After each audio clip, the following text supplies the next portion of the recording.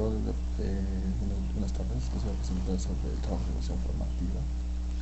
Trata sobre la aplicación de métodos empíricos basados en la precipitación y caudales para la estimación de la carga de aguas subterráneas. La creciente escasez de los recursos hídricos superficiales representa una amenaza directa para el desarrollo socioeconómico de numerosos países, especialmente en el contexto rurales y agrícolas. Ante esta problemática, el aprovechamiento sostenible de las aguas subterráneas se han convertido en una alternativa vital para garantizar el abastecimiento de agua para distintos usos domésticos, agrícola y industrial. El objetivo principal de este trabajo es estimar la recarga potencial de agua subterránea a partir de métodos empíricos basados en registros históricos de precipitación y caudales con el fin de contribuir a la gestión sostenible del recurso hídrico. ¿Cuáles son los objetivos específicos? En sí, revisar y analizar los métodos empíricos existentes para la estimación de la recarga de aguas subterráneas, especialmente aquellos basados en separación de caudal base y posibilidades de estación de recarga. Proponer recomendaciones para la gestión integral de los recursos hídricos subterráneos, considerando los resultados obtenidos y las condiciones disponibles de datos.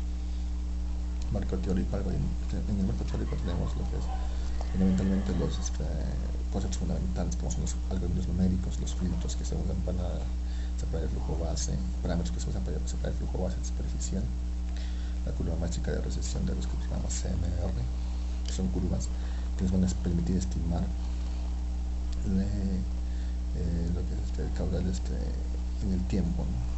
Con el caudal inicial y el alfa, que es el índice de recesión que representa el tiempo de vida medio, tiempo promedio en el que una gota de agua que ingresa al acuífero con el río. Tenemos imágenes también. Otro concepto fundamental, la ecuación de Penham-Ponte, que se usa para calcular la evapotranspiración de la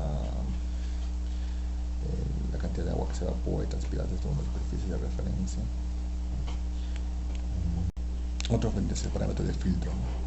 Que en el contexto de hidrología, específicamente en la separación del caudal base mediante métodos digitales, es un valor numérico que puntúa la intensidad y la forma en que un algoritmo atenuado o adición a la serie temporal para distinguir entre el flujo base y el flujo directo de escorrentía, ¿no?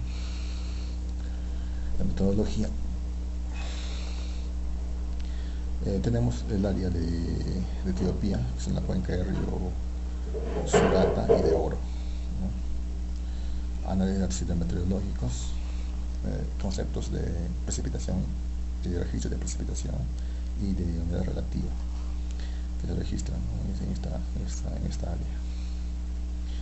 Distribución espacio-temporal de la precipitación también en base a las curvas de isoyetas, planas de Thiessen o la media aritmética.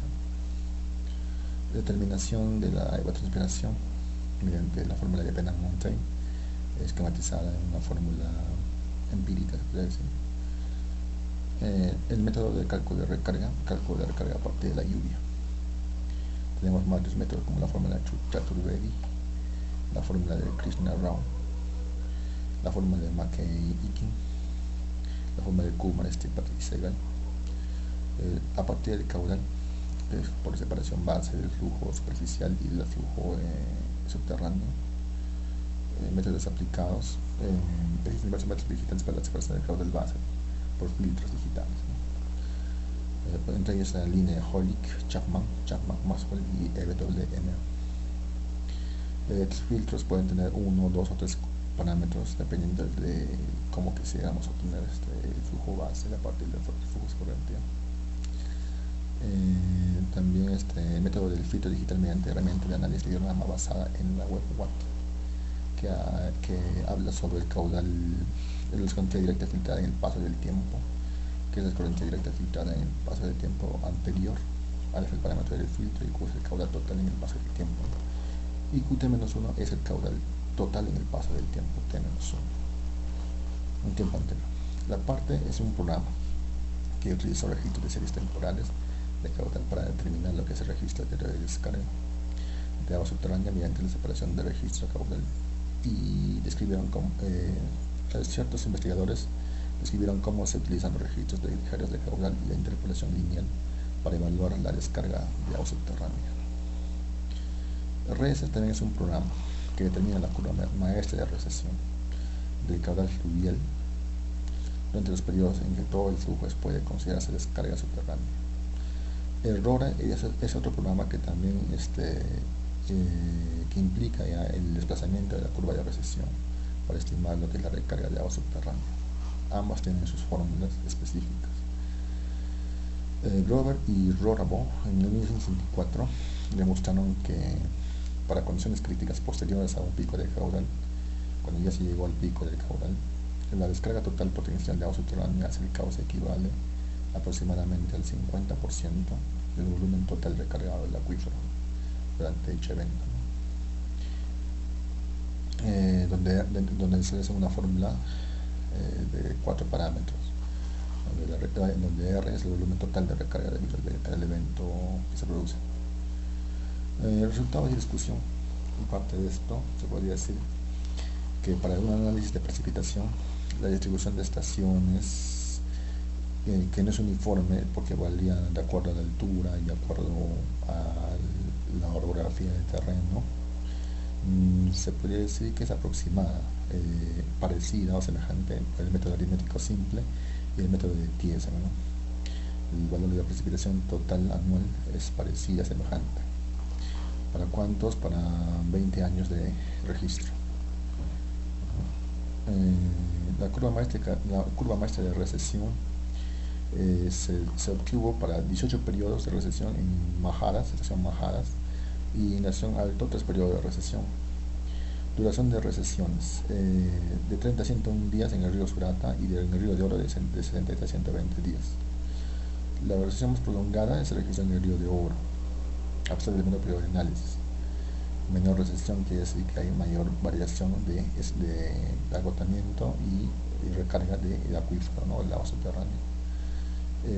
Elaboración de curvas maestras. A partir de los caudales diarios se construyeron las curvas maestras de recesión para ambos ríos, ¿no? Esquematizada en las imágenes de esta diapositiva. Y así se obtuvieron un valor parámetros del CMR, de acuerdo al modelo. Se obtuvieron resultados, por ejemplo, como el A, y se compararon con valores de otros países, ¿no? Por ejemplo, China, donde se tuvieron valores para ese valor de A, que estima de acuerdo a la cuenca, lo que es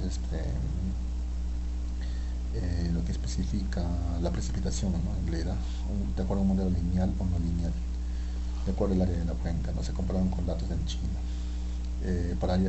con áreas mayores de 1400 kilómetros cuadrados. Separación de flujo base también se observa, ¿no? De acuerdo a la curva de recesión. Hay parámetros que se tienen que tener en cuenta, como el valor de C, que es igual a 2. Sobreestima, ¿no? El algoritmo de tres parámetros se usó para ese tipo para aproximar el flujo base y separarlo. Y en recomendaciones tenemos, por ejemplo, es recomendable que cuando no se dispone de datos pluviométricos para una cuenca es necesario aplicar técnicas empíricas para completación de datos, lo cual no es recomendable, pero se puede emplear en condiciones climatológicas, como el caso de la fórmula Pena-Montaigne. Es recomendable también saber qué factor usar para cada caso de los filtros digitales para la separación del caudal base. Considerando condiciones críticas, se tomaría como base el factor que implique el caudal de base para términos de relacionamiento hídrico crítico, ¿no?